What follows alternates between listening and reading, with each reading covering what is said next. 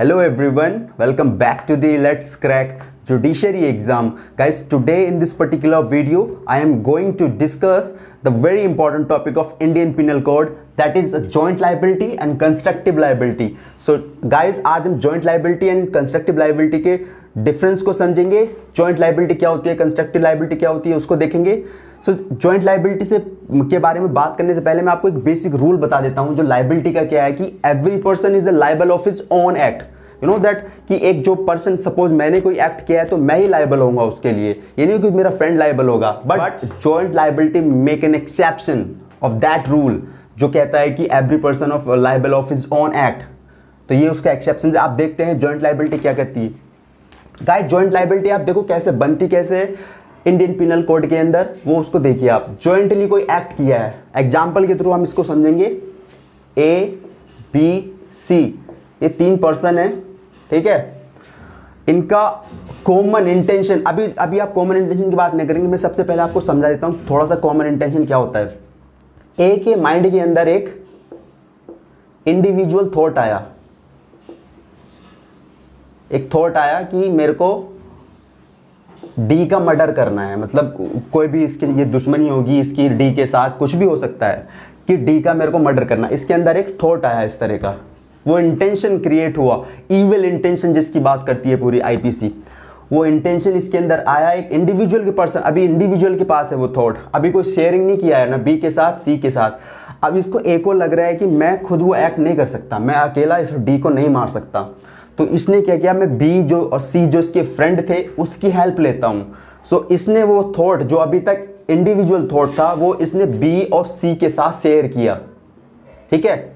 जैसे ये थॉट इसके साथ शेयर हुआ बी के और सी के, that become the common intention, common thought हो गया. अभी जो थॉट था वो कॉमन थॉट हो गया. बी ने भी देख लिया, सी ने भी सुन लिया उसका थॉट, और अभी वो डी के मर्डर के लिए एग्री कर गए, बी और सी एग्री कर गए. तो अब जो इनका थॉट हो गया वो कॉमन हो गया, that is the common intention. अब इसका जो इंटेंशन था मर्डर करने का वो अब क्या हो गया, कॉमन हो गया. बी का भी वही इंटेंशन है, सी का भी वही इंटेंशन है, तीनों का कॉमन इंटेंशन बन गया. क्या हो गया, डी का मर्डर करना है, ठीक है. अब इन लोगों ने क्या किया, और कॉमन इंटेंशन बना लिया इन्होंने. अब कैसे वो मर्डर करना, किस तरह से वो एक्ट को परफॉर्म करना है, उसके लिए इन्होंने जो अपनी अपनी ड्यूटीज या अपना अपना एक्ट था वो डिवाइड कर लिया. ए ने बोला है कि मेरे पास व्हीकल है, मेरे पास कार है, मैं आपको कार से जो ए जिस भी स्पॉट पे वो रहता है डी, ए बोल रहा है कि मैं उस स्पॉट पे आपको ड्रॉप कर दूंगा अपनी व्हीकल से.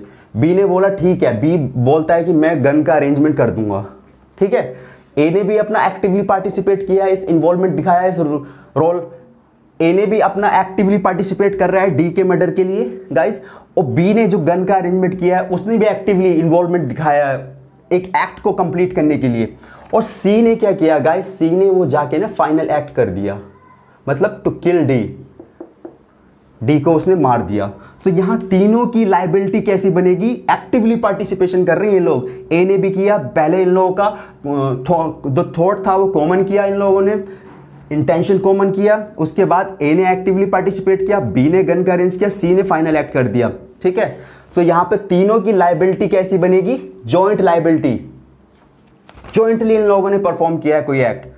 सो इन तीनों को कैसे मर्डर के लिए चार्ज किया जाएगा, 302 मर्डर के लिए चार्ज किया जाएगा डी के. जॉइंटली इनकी लाइबिलिटी बन रही है, ठीक है. आई होप ये जॉइंट लाइबिलिटी आपको क्लियर हुआ होगा. और गाइज अभी हम कंस्ट्रक्टिव लाइबिलिटी को देखते हैं. कंस्ट्रक्टिव मीनिंग क्या होता है, पहले आप बहुत समझिए. Constructive meaning that something which does not exist, जिसका कोई एग्जिस्टेंस नहीं है, ऐसा कुछ भी जिसका कोई एग्जिस्टेंस नहीं है. जुडिशरी उसको क्या करती है, प्रिज्यूम करती है उस फैक्ट को. जुडिशियरी क्या करती है, उस फैक्ट को प्रिज्यूम करती है. सेम एग्जांपल हम रखेंगे, एग्जांपल से आपको क्लियर हो जाएगा. ए बी सी मर्डर करना है डी का, कॉमन इंटेंशन है इनका सबका, ठीक है. कॉमन इंटेंशन है या वो कॉमन थॉट है. फाइनली इनको क्या करना है, डी का मर्डर करना है. ए और बी का शेयरिंग पूरा सबका इनका कॉमन इंटेंशन है. ए और बी ने क्या किया, कोई एक्टिवली पार्टिसिपेट नहीं किया, ऑन द स्पॉट जाके वो खड़े हो गए, जहां पे वो डी रहता है उस स्पॉट पे जाके बी ए और बी खड़े हो गए. सी ने फाइनल एक्ट कर दिया. सी ने क्या किया, फाइनल एक्ट कर दिया, मींस कि डी को मार दिया. सो जुडिशरी क्या करेगी, सी के बेसिस पे प्रिज्यूम करेगी, कंस्ट्रक्ट करेगी दैट ए ने भी मर्डर किया है, बी ने भी मर्डर किया है, इनका कॉमन इंटेंशन बना था फर्दर करने के लिए, मींस इन्होंने बनाया था डी को किल करने के लिए, कॉमन इंटेंशन। और फाइनल एक्ट किसने किया है, सी ने ओनली, मर्डर इसने किया है। तो यहां पे सी के बेसिस पे ए और बी को भी कंस्ट्रक्ट करती है जुडिशरी दैट आपने भी मर्डर किया है, आपने भी मर्डर किया है, तो इनको भी मर्डर के लिए ट्रायल किया जाएगा। ठीक है, ये डिफरेंस हो गया जॉइंट लायबिलिटी और कंस्ट्रक्टिव लायबिलिटी में। बेसिक रूल क्या कहता है कि every person of liable is of on act, और जॉइंट लायबिलिटी उसका एक एक्सेप्शन है। सो गाइस अभी हमने जॉइंट लायबिलिटी और कंस्ट्रक्टिव लायबिलिटी को समझ लिया है। अभी हम सेक्शन 34 देखते हैं, that is very important for the mains examination and the pre also. So section 34 basically based on the joint liability, और जॉइंट लायबिलिटी की जो एक होने के लिए क्या एसेंशियल एलिमेंट है वो मैंने लिखे हैं और मैं सेक्शन के साथ उनको कनेक्ट करूंगा। सो पहला गाइज जो 34 सेक्शन है, तो 34 सेक्शन बात करता है, it is only talking about of the rule of evidence, it doesn't create any substantive offence, कोई सब्सटेंटिव ऑफेंस क्रिएट नहीं करता section 34, it is a rule of evidence. एक की लाइन है, आप याद रखना इसको। सो लेट्स सी द जो एसेंशियल एलिमेंट है एक जॉइंट लायबिलिटी होने के लिए, there must be a criminal act. पहला क्या होगा, एक क्रिमिनल एक्ट होना चाहिए, और दूसरा हमेशा जो जॉइंट लायबिलिटी बनेगी 2 और more than 2 person, single person नहीं बना सकता ना लायबिलिटी, आप खुद ही कनेक्ट करोगे कि जॉइंट लिया है तो 2 लोग या उससे ज्यादा लोगों ने परफॉर्म किया होगा उसमें।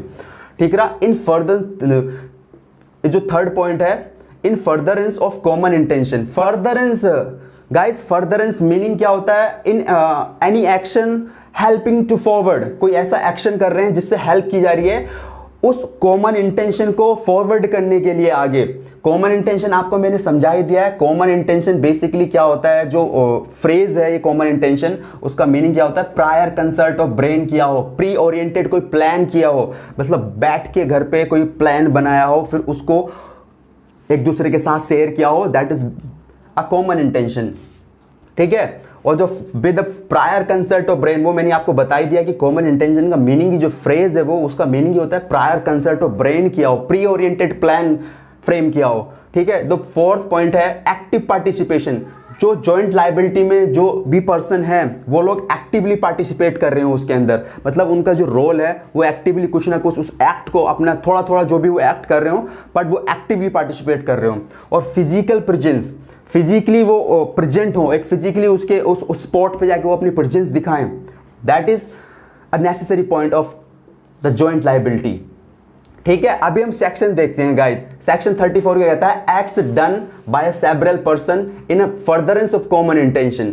सो एक एक्ट किया गया है सेवरल पर्सन, सेवरल में वो कितनी भी हो सकते हैं, 2 3 4 5 कितने भी हो सकते हैं, सेवरल पर्सन। ठीक है। इन फर्दरेंस, उस इंटेंशन को जो कि इनका कॉमन इंटेंशन है उसको फर्दर करने के लिए एक एक्ट किया है। और जो सेक्शन है गाइज मैं रीड करता हूं, when a criminal act is done by a several person in furtherance of common intention of all, each of such person is liable for that act in the same manner as if it were done by him alone.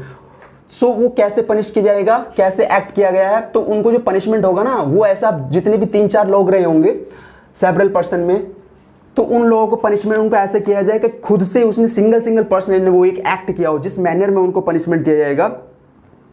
बात करता है that if it were done by him alone, मतलब अकेले, जैसे कि उन्होंने खुद ने एक ने पर्सन, जब 3 पर्सन है उन्होंने खुद ने एक ने किया हो, डजंट मैटर कि वो जॉइंट लायबिलिटी बनी है, पर जो बुक बोलती है, बैरेट कह रहा है कि खुद ने एक एक्ट किया हो, वो उसने खुद ने क्राइम किया हो, ऐसा जिस मैनर में उसको पनिशमेंट मिलेगा। ठीक है। सो 34 के बोलता है acts done by several person in the furtherance. अब फर्दरेंस का क्या होता है गाइस, आप कोई एक्ट करने के लिए, सपोज ये एक सीडी है, अब मर्डर करना है गाइस डी का, तो अब ए और बी और सी जो 3 लोग हैं उन लोगों ने एक कुछ तो जो एक्टिवली पार्टिसिपेट किया है, और फर्दरेंस जो अपना फाइनल एक्ट तो उनका क्या है, डी का मर्डर करना। सो ए ने बोला कि मैं व्हीकल अरेंज करता हूं, तो ए ने क्या बोला, बी व्हीकल अरेंज किया है, कार का अरेंजमेंट दिखाया, तो ए ने भी क्या किया यहाँ पे, फर्दर उस एक्ट को करने के लिए एक इन्वॉल्वमेंट दिखाया है, फर्दर करने के लिए, फॉरवर्ड करने के लिए उस कॉमन इंटेंशन को। ए ने एक एक्ट परफॉर्म किया, उसने कार दिया। उसके बाद बी ने क्या किया, गन का अरेंजमेंट किया। तो ये देखो सब लोग, ए भी एक्टिवली पार्टिसिपेट कर रहा है, बी भी एक्टिवली पार्टिसिपेट कर रहा है गन का अरेंजमेंट, और सी जाके फिर एक फाइनल एक्ट कर दे रहा है। सो ये फर्दर कर रहे हैं उसको, एक एक्ट को आगे करने के लिए कुछ ना कुछ कर रहे हैं, ठीक है, उसी की बात करता है फर्दरेंस। और ये जो furtherance, in the furtherance of common intention 1870 के अंदर एड ऑन किया गया था आईपीसी में, पहले नहीं था ये स्टार्टिंग में, उसको बाद में एड ऑन किया गया था। सो ध्यान रखना गाइस। सो आई होप आपको ये सेक्शन क्लियर हुआ होगा। हमेशा याद रखना जॉइंट लायबिलिटी के ऊपर बेस्ड है, और ये सेक्शन 34 रूल ऑफ एविडेंस की बात करता है। It doesn't create any substantive offence, कोई ऑफेंस को क्रिएट नहीं करता है। एसेंशियल एलिमेंट मैंने आपको बता दिए हैं। There must be a criminal act, 2 और मोर देन 2 पर्सन होंगे, और वो क्या कर रहे होंगे, जो भी 2 या 2 से ज्यादा लोग हैं, उन फर्दरेंस जो कॉमन इंटेंशन उन्होंने बनाया है, प्री ओरिएंटेड कोई उनका प्लान है, उसको फर्दर आगे करने के लिए, अब चाहे वो ए बी अलग अलग डिवाइड होकर पार्ट में कर रहे हो, ठीक है, with prior concert of brain हो गया, एक्टिवली पार्टिसिपेशन हो गया, एक्टिवली वो इन्वॉल्वमेंट दिखा रहे हैं उस एक्ट के अंदर, physically presence on that spot, ठीक है। सो आई होप ये सेक्शन 34 आपको क्लियर हुआ होगा गाइस। जो इससे इंपॉर्टेंट, इस सेक्शन से रिलेटेड कुछ इंपॉर्टेंट जजमेंट है। पहला जो सबसे पहला है Varendra Kumar Ghosh versus emperor, spelling mistake doesn't matter. Varendra Kumar Ghosh guys, इसके अंदर आप जब फैक्ट पढ़ोगे तो आपने देखा था कि कोर्ट ने उसको लायबल ठहराया था वरेंद्र कुमार घोष को। एक पोस्ट मास्टर का केस भी इसके नाम से जानते हैं। कई बार आप प्री में देखोगे तो पोस्ट मास्टर केस करके भी आपसे पूछ लेगा प्री का क्वेश्चन, ठीक है, पोस्ट मास्टर केस या post office case. Varendra Kumar Ghosh versus state of emperor में, वर्सेस एम्परर के जो केस हुआ था, उसमें जब देखोगे तो वरेंद्र कुमार घोष क्लेम करते हैं कि मैं तो एक्ट कर ही नहीं रहा था, मैं तो बाहर खड़ा था, मेरे जो जितने भी, बट कॉमन इंटेंशन में वो लोग, वरेंद्र कुमार जी शामिल थे कॉमन इंटेंशन में, तो कोर्ट ने इनको लायबल ठहराया था, ठीक है, मर्डर के लिए 34 लगा था, 302 लगा था इनके ऊपर। ओके, पहला केस ये हो गया। दूसरा एक महबूब शाह का केस है, महबूब Shah versus emperor.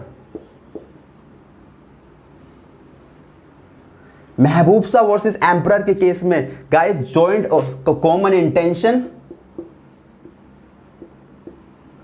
And similar intention की बात कही गई थी।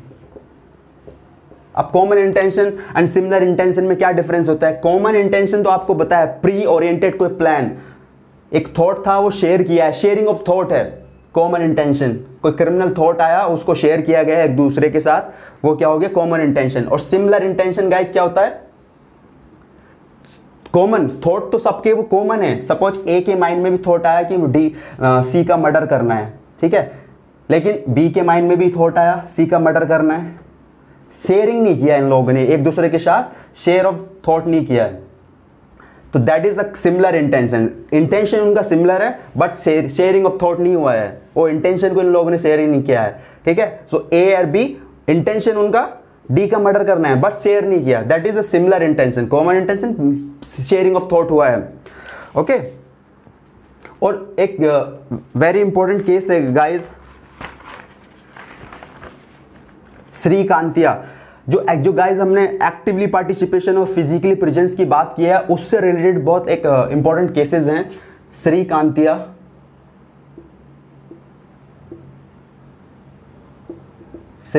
Ramaiah versus state of Bombay.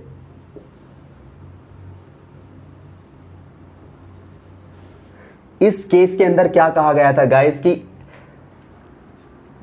Accused person must be present at the place of offence. जो एक्यूज्ड है उसका प्रेजेंट होना ऑन द स्पॉट जहां पे भी वो क्राइम कमिट किया गया है, on the place of offence जहां पे वो ऑफेंस कमिट किया गया है, इज नेसेसरी दैट की एक्यूज पर्सन वहां पे उस प्लेस पे। Shreekantiah versus Ramayya, Shreekantiah Ramayya versus state of Bombay case में कहा गया था कि accused person must be present on the offence place, जो ऑफेंस जहां पे ये सपोज ये एक डी का यहाँ पे मर्डर होना है, इस प्लेस के अंदर एक्यूज को प्रेजेंट होना है, ये इस केस में कहा गया था। बट थोड़ा सा और इसको मॉडिफाई किया गया था JM Desai versus state of Bombay case में। और इसमें एक और बात कही गई थी गाइस कि अलोंग विद एक्टिवली जो एक्यूज है वो यहाँ पे प्रेजेंट हो। सपोज ये ए है, बी सी, ये 3 लोग हैं और डी का मर्डर करना है, तो ये तीनों यहाँ पे प्रेजेंट होने चाहिए। डी के प्लेस पे या डी के जहां भी वो डी रहता है, जहां पे भी वो ऑफेंस उन्होंने कमिट करना है, उसके बाद ये एक्टिवली पार्टिसिपेट कर रहे हो, ठीक है, एक्टिवली पार्टिसिपेट कर रहे हो ये लोग तीनों। सो ये क्या हो गया, इस केस में कहा गया था Shrikant versus Ramaiah versus state of Bombay case में कि फिजिकली प्रेजेंट हो एक्यूज और एक्टिवली पार्टिसिपेट किया। फिर एक दूसरा केस आया था जेएम देसाई का, JM Desai versus state of Bombay. इस केस में कहा गया था गाइस कि physically present is not necessary, physically present is not necessary in all condition. बोला था कि फिजिकल प्रेजेंट होना जरूरी नहीं है कि इन ऑल कंडीशन के अंदर। गाइस एक और केस था, बहुत बाद में आया था केस, वो ऋषिदेव पांडे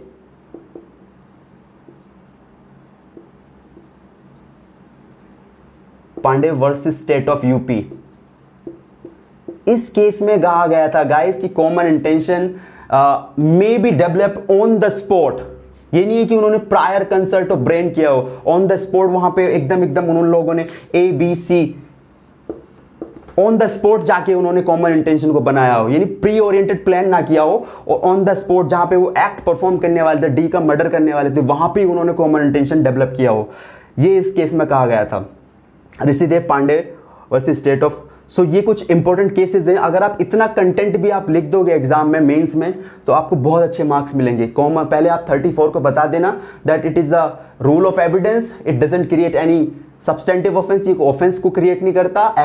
पूरा ब्रेक डाउन कर लेना सेक्शंस को, पार्ट में एक्टिवली पार्टिसिपेशन और physically presence, prior consult of brain, 2 और more than 2 person in furtherance of common intention. उसके बाद आप बरिंदर कुमार घोष का जो केस है वो एक्सप्लेन कर देना, फैक्ट ना लिखना, जजमेंट लिख देना। महबूब शाह एम्परर का जो केस है वो आप लिख देना। उसके बाद Shreekantiah Ramayya versus state of Bombay का है, ऋषिदेव पांडे का है, जेएम देसाई का केस है। और कंस्ट्रक्टिव लाइबिलिटी को जो इंट्रोड्यूस किया गया था वो एक केस है गाइस,